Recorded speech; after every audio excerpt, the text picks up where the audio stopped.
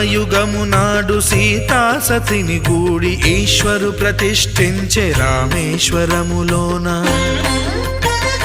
కలియుగములో నేడు కన్నుల కరువు తీర శ్రీరాముడదే సత్యనారాయణుని గొల్సు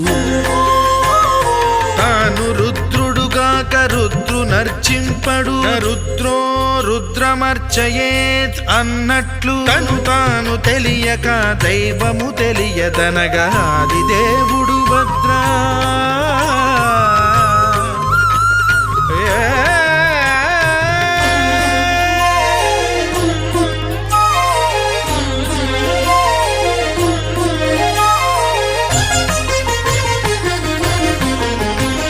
సత్యదే